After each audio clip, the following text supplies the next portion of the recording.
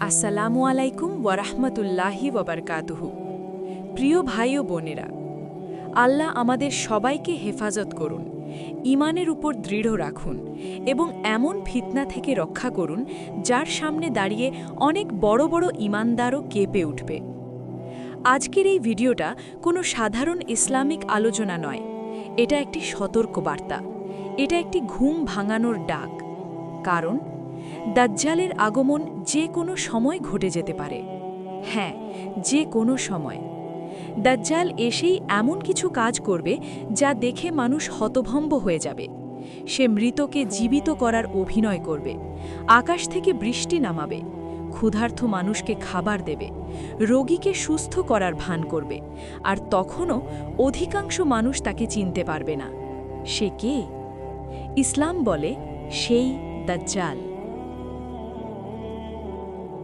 দাজ্জাল কল্পনা নয়, বাস্তব সত্য। অনেকে মনে করে দাজ্জাল হয়তো কোনো রূপক চরিত্র, কোনো কল্পকাহিনী বা কোনো প্রতীকী শক্তি, কিন্তু ইসলাম পরিষ্কারভাবে বলে দাজ্জাল কোনো কল্পনা নয়, সে একজন বাস্তব মানুষ, একটি জীবিত সত্তা। কিয়ামতের আগে মানুষের জন্য সবচেয়ে ভয়ঙ্কর পরীক্ষা। নবী মুহাম্মদ সাল্লাল্লাহু আলাইহি ওয়াসাল্লাম বলেছেন, আদম আলাইহিসসালাম থেকে কিয়ামত পর্যন্ত দাজ্জালের চেয়ে বড় ফিতনা আর আসেনি। সহিহ মুসলিম। এই হাদিসই প্রমাণ করে ইতিহাসের যত ফিতনা এসেছে, ফিরাউন, নমরুদ, কারবালার ট্র্যাজেডি, সব কিছুর চেয়েও ভয়ানক হবে দাজ্জালের ফিতনা।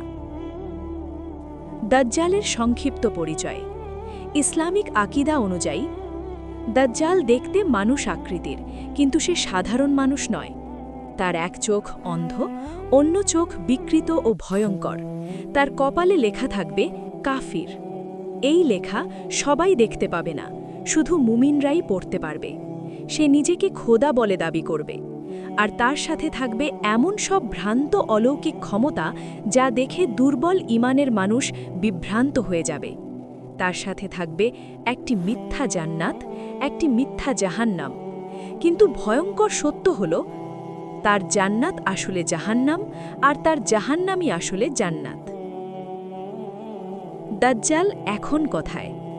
সহিহ মুসলিমে বর্ণিত তামিম দারির হাদিসে জানা যায়, দাজ্জাল বর্তমানে আল্লাহর হুকুমে কোথাও বন্দী অবস্থায় আছে, শিকল বন্ধ। নির্দিষ্ট জায়গার নাম বলা হয়নি, তবে হাদিসের ইঙ্গিত অনুযায়ী তার আগমন ঘটবে পূর্ব দিক থেকে। নবী সাল্লাল্লাহু আলাইহি ওয়াসাল্লাম বলেন, দাজ্জাল পূর্ব দিক থেকে বের হবে। তিরমিজি। অনেক আলেম বলেন, সে প্রথমে মানুষকে দাওয়াত দেবে, তারপর পৃথিবীর এক প্রান্ত থেকে অন্য প্রান্তে ছড়িয়ে পড়বে। কিন্তু একটি বিষয় নিশ্চিত, সে মক্কা ও মদিনায় প্রবেশ করতে পারবে না। অন্য ধর্মে দাজ্জালের ইঙ্গিত। খ্রিস্ট ধর্মে দাজ্জালকে বলা হয় অ্যান্টিক্রাইস্ট, একজন মিথ্যা খ্রিস্ট। তাদের বিশ্বাস অনুযায়ী শেষ সময় যিশু অর্থাৎ ঈসা আলাইহিসসালাম ফিরে এসে এই অ্যান্টিক্রাইস্টকে পরাজিত করবেন। ইহুদি ধর্মে ফলস মেসায়া বা ভণ্ড মুক্তিদাতার ধারণা আছে, যে নিজেকে প্রকৃত মসিহ বলে দাবি করবে। হিন্দু ধর্মে কলিযুগে অধর্ম, ভণ্ড গুরু ও মিথ্যার আধিপত্যের কথা বলা হয়েছে, যার শেষে কল্কি অবতারের আগমন ঘটবে। অর্থাৎ সব ধর্মেই শেষ সময়ে এক ভয়ঙ্কর ভণ্ড শক্তির আগমনের কথা বলা হয়েছে। দাজ্জালের আগমনের আলামত।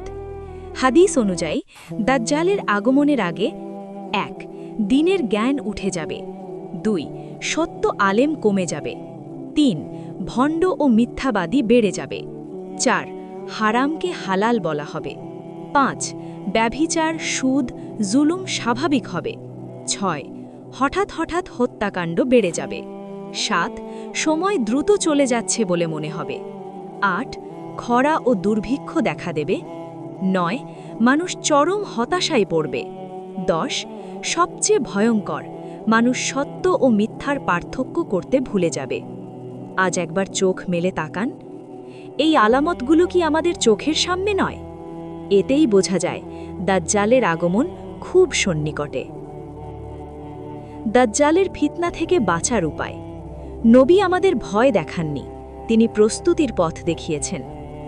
নিয়মিত সূরা কাহাফ পড়া, বিশেষ করে প্রথম 10 আয়াত, ঈমান ও আমল মজবুত করা, গুজব ও অন্ধ অনুসরণ থেকে দূরে থাকা, সহি জ্ঞানের সাথে যুক্ত থাকা, নিয়মিত এই দোয়া পড়া, হে আল্লাহ, আমি দাজ্জালের ফিতনা থেকে তোমার আশ্রয় চাই। কারণ দাজ্জালকে চিনবে চোখ দিয়ে নয়, চিনবে ঈমান দিয়ে। শেষ কথা, খুব গভীরভাবে শুনুন। আমরা জানি না দাজ্জাল কবে আসবে, কোন দিন, কোন সাল, কিন্তু আমরা নিশ্চিত জানি সে অবশ্যই আসবে। আজ নিজেকে প্রশ্ন করুন, আমি কতটা প্রস্তুত?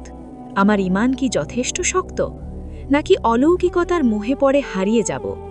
কারণ দাজ্জালের পরে আসবে আরও বড় ঘটনা, ঈসা আলাইহিস সালামের অবতরণ, ইয়াজুজ মাজুজ আর কিয়ামত। মহান আল্লাহ আমাদের দাজ্জালের ফিতনা থেকে হেফাজত করুন, ঈমানের সাথে মোকাবেলা করার তৌফিক দিন। সবাই পড়ুন, আমিন। আপনি চাইলে সূরা কাহাফের প্রথম 10 আয়াত আরবি + বাংলা অনুবাদ সহ দিতে পারি, বা এই বিষয় নিয়ে পরবর্তী পার্ট বানিয়ে দিতে পারি। আর যাদের সূরা কাহাফ মুখস্থ আছে, কমেন্টে লিখুন আলহামদুলিল্লাহ।